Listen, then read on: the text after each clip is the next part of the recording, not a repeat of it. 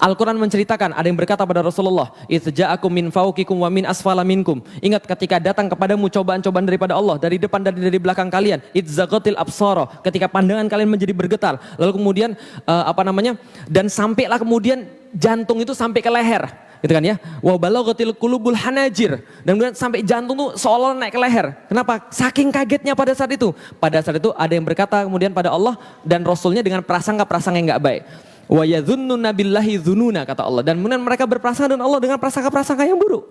Apa yang terjadi kemudian? Ada yang berkata pada Rasulullah, "Ya Rasulullah, saya izin pulang ya." Loh, emang ada apa? Ini ada anak-anak di rumah pada belum makan. Kan sebagai seorang suami sekaligus sebagai seorang ayah, saya harus memberi makan mereka. Bukankah itu adalah sebuah perintah Islam ya Rasulullah?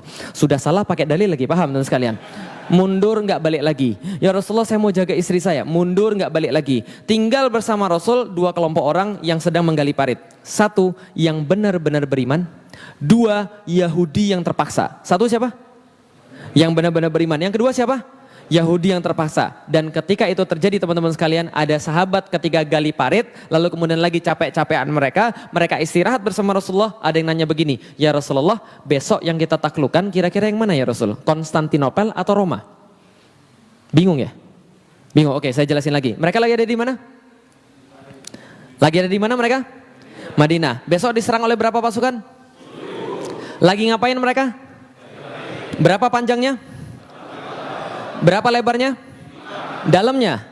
Makanannya? Gandum dicelup kemudian dijilatin untuk seharian. Dan mereka pas lagi capek-capekan seperti itu ngomong, "Ya Rasulullah, besok yang kita taklukkan Konstantinopel atau Roma." Dua kota terbaik di dunia yang mereka sama sekali nggak pernah lihat, mereka sama sekali kemudian nggak pernah ke sana, cuma dengar doang bahwa ini kota yang terbaik. Ngomong-ngomong teman-teman sekalian, kalau Anda sekarang lagi ada di Madinah, naik pesawat pergi ke Istanbul itu 3 jam teman-teman sekalian. Jadi dipahami, mereka nggak pernah lihat di sana, nggak pernah kemudian pergi ke sana, cuma tahu doang. Tiba-tiba lagi dalam keadaan terjepit seperti itu, nanyanya apa? Besok yang kita taklukkan yang mana ya Rasulullah? Konstantinopel atau Roma? Paham teman sekalian? Reaksi orang Yahudi persis seperti antum, ketawa terbahak-bahak.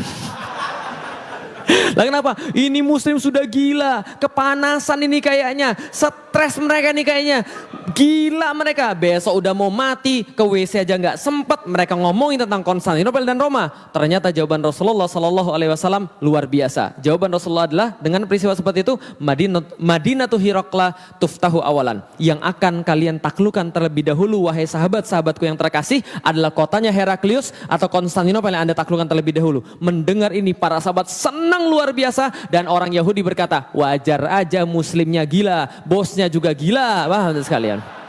Itu tertulis di Sirah Ibnu Ishaq. Silakan baca. Mereka berkata Muhammad sudah gila. Ingat yang kemarin kita sudah bahas bahwa Muhammad dijuluki oleh orang-orang Yahudi Al-Majnun.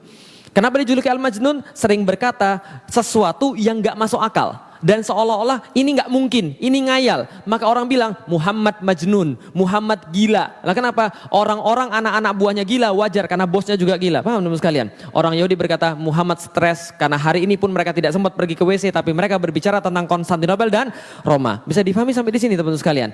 Perang selesai, dimenangkan oleh kaum muslimin. Cerita lengkapnya silakan baca dalam surat Al-Ahzab surat ke-33 ayat 1 sampai selesai gitu kan ya. Nah, di situ ada semua. Tapi setelah selesai perang ini muncul satu hadis yang sangat luar biasa lagi. Ini hadisnya, la tuftahanal Konstantiniyah fala ni'mal amiruha wala ni'mal jaishu dzalikal jaish. Akan ditaklukkan kota Konstantinopel oleh kalian. Dalam hadis yang lain, la tuftahanal Konstantiniyah ala yadi rajulin. Akan ditaklukkan Konstantinopel di tangan seorang pemuda. Sebaik-baik panglima itulah dia, sebaik-baik pasukan yang dia pimpin. Bisa dipahami teman sekalian. Jadi kalau teman-teman main ke rumah saya, ini hadis terpampang luar biasa mesra di ruang tamu saya ya. Jadi la tuftahanal Konstantiniyah fala ni'mal amiruha wala ni'mal jaisu dzalikal jais. Rasul berkata, akan ditaklukkan kota Konstantinopel. Kalau kalian masih nggak percaya, saya jamin la tuftahannal Konstantiniyah. Dalam bahasa Arab, yang tahu tentang gramatika bahasa Arab, ini kalimat ngeri. Lah kenapa? Ada lam di situ dan kemudian nunnya kemudian ditasydid. La tuftahannal Konstantiniyah. Digabungkan dengan fiil mudhari. Artinya apa? Kalau dalam bahasa Sunda, pasti pisan. Sudah pasti pisan. Kiranya sudah pasti tenan. Nah, kira-kira begitu. Itu 2 kali ditegaskan oleh Rasulullah. Akan pasti kalian menaklukkan Konstantinopel beneran. Dan sebaik-baik penakluknya adalah dia. Dan sebaik-baik pasukannya adalah dia. Pujian Rasul bagi penakluk Konstantinopel dan pasukan-pasukannya. Kalau Anda berada di situ, pas Rasul masih hidup, Anda mau gak jadi orangnya? Oh, jangankan antum, semua sahabat tuh pengen semua jadi orangnya. Semua berusaha agar jadi orang yang dimaksud dan orangnya gak tanggung-tanggung. Siapa yang pertama? Namanya Abu Ayyub Al-Ansari. Tahu Abu Ayyub Al-Ansari? Kenal Abu Ayyub Al-Ansari? Kenal. Kapan kenalannya? Tahu Abu Ayyub Al-Ansari? Tahu. Siapa Abu Ayyub Al-Ansari? Dia sahabat besar Rasulullah yang diiriin oleh para sahabat. Lah kenapa? Rasul ketika hijrah itu dari Mekah ke Madinah nginep di rumah beliau 7 bulan sampai Masjid Nabawi jadi. Jadi antum bisa bayangin ya, Rasul nginep di rumah dia. Orang bilang semuanya, gila. Kalau zaman sekarang ngomongnya gini, gila, ini orang paling mulia nginep di rumah dia, maka seisi rumah itu menjadi mulia semua. Rumah siapa?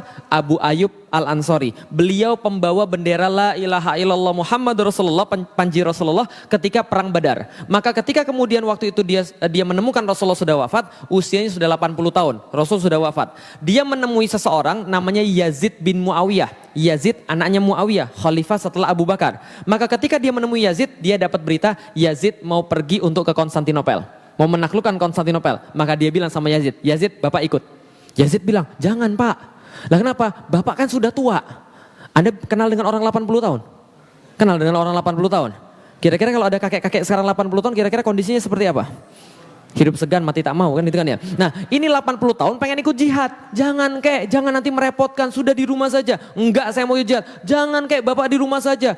Enggak saya mau jihad. Loh kenapa kamu maksa betul? Dia bilang saya punya janji pada Rasulullah yang belum saya tepati dan saya pengen tepati kepada Rasulullah Sallallahu Alaihi Wasallam. Janji apa wahai kakek? Enggak perlu saya kasih tahu kamu. Pokoknya saya bawa saja. Dibawalah Abu Ayyub dalam ekspedisi yang pertama itu. Kemudian di tengah jalan Abu Ayyub yang sudah renta itu kemudian sakit-sakitan sekarat. Sebelum meninggal beliau berpesan, tolong mayat saya nanti jangan dikubur dimanapun. Saya akan ridho kalau mayat saya kamu nanti bawa dengan kuda yang paling cepat, kuda yang paling kuat, hantarkan saya di tempat yang paling dekat dengan Konstantinopel yang mampu kamu hantarkan. Supaya kenapa? Karena supaya saya bisa menunaikan janji saya pada Rasulullah. Apa janjimu? Saya pernah berkata pada Rasulullah ketika masih hidup, ya Rasulullah, aku pengen mendengarkan gemerincing pedang dan derap kaki kuda pasukan penakluk Konstantinopel. Maka mayat Abu Ayyub yang meninggal itu dibawa oleh Yazid bin Muawiyah, dikuburkan tepat di depan tembok Konstantinopel. Supaya janji dia pada Rasulullah pengen mendengar gemerincing pedang dan derap kaki kuda itu bisa terwujud dan kemudian bisa dipenuhi oleh Abu Ayyub Al-Ansari. Kalah pasukan tadi, kalahkan apa? Karena nggak ada persiapan. Berikutnya, Maslama bin Abdul Malik bawa 120.000 pasukan pergi ke Konstantinopel, nggak bisa menaklukkan. Kenapa nggak bisa? Mereka nggak perhitungan musim dingin, salju di mana-mana, pasukan habis semuanya. Harun al-Rasyid bawa kemudian pasukan banyak, nggak bisa menaklukkan. Yazid pertama, Murad kedua bawa pasukan, nggak bisa menaklukkan. Padahal dua orang ini sangat pintar perang, tapi nggak mampu menaklukkan. Lah kenapa nggak mampu menaklukkan? Nih coba lihat teman-teman sekalian. Ini peta di daerah Turki yang sekarang. Lihat, ini selat paling penting di dunia pada masa itu, namanya Selat Bosforus. Kenapa paling penting? Karena Selat Bosforus memisahkan antara Eropa dan Asia. Jelas sampai di sini? Selat Dardanel, Laut Marmara, Laut Hitam. Laut Hitam di atas, Laut Marmara di bawah, ini Selat Bosforus yang memisahkan antara Asia dan Eropa. Nah, kalau gitu coba kita lihat, ini Istanbul yang sekarang, Konstantinopel yang dulu. Nah, ini yang warna merah. Ini kota ini adalah wilayahnya. Artinya apa? Ini kota memang kota paling kuat pada zaman dulu. Napoleon Bonaparte yang ahli perang mengatakan, andaikan dunia ini jadi sebuah negara, maka ibu kotanya tidak akan diperdebatkan. Pastilah Konstantinopel. Yaitu adalah kota yang kita bicarakan. Apa Konstantinopel? Nih Konstantinopel. Kota dari udara. Konstantinopel bentuknya kayak segitiga. Ingat baik-baik, bentuknya kayak segitiga. Sebelah utara berbatasan dengan Teluk Tanduk Mas. Ini teluk, di sini mampet di sini. Nah, ini Teluk Tanduk Mas. Sebelah sini ini Selat Bosforus yang tadi kita lihat. Yang memisahkan antara Asia dan, berarti sebelah sini apa nih? Sebelah sini? Asia. Sebelah sini? Jelas ya? Sebelah selatan Laut Marmara. Sementara itu kota dibatasi oleh tembok-tembok yang sangat kuat sekali.